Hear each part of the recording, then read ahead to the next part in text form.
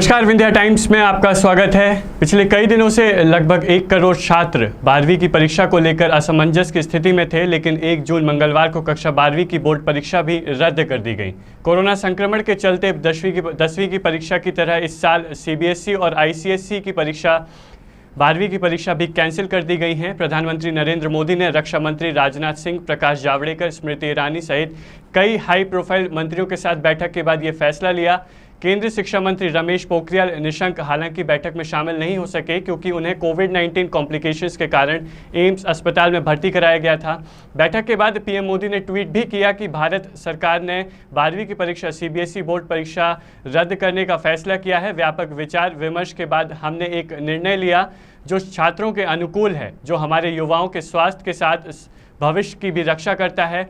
PM ने कहा कि छात्रों का स्वास्थ्य और सुरक्षा अत्यंत महत्वपूर्ण है और इस पहलू पर कोई समझौता नहीं किया जाएगा। उन्होंने एक बयान में ये भी कहा कि छात्रों, अभिभावकों और शिक्षकों में चिंता है जिसे समाप्त किया जाना चाहिए। ऐसी तनावपूर्ण स्थिति में छात्रों को परीक्षा में बैठने के लिए मजबूर नहीं किया जाना चाहिए। पीएम मोदी ने सभी स्टेक होल्डर्स से छात्रों के प्रति संवेदनशील होने को कहा है।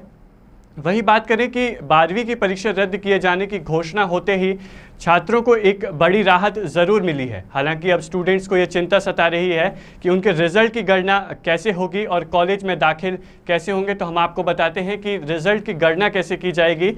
दरअसल परीक्षाएं कैंसिल हो चुकी हैं और अब सीबीएसई और सीआईएससीई मूल्यांकन के लिए मानदंड जारी करेंगे। सरकार ने कहा कि यह एक वेल डिफाइंड ऑब्जेक्टिव मेथड होगा जो समय पर परिणाम सुनिश्चित करेगा। यह संभावना है कि फाइनल कक्षा 12 के मार्क्स कैलकुलेशन छात्रों की 12वीं इंटरनल एग्जाम के परफॉर्मेंस और पिछले 3 साल के प्रदर्शन के आधार पर की जा सकती है। हालांकि अंतिम निर्णय का इंतज़ार ज़रूर है।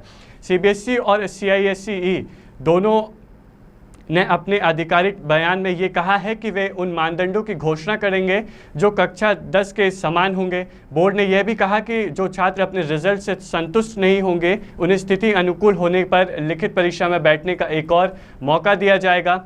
असेसमेंट क्राइटेरिया को लेकर डिटेल्ड नोटिस 3 जून तक जारी होने की उम्मीद की जा रही है।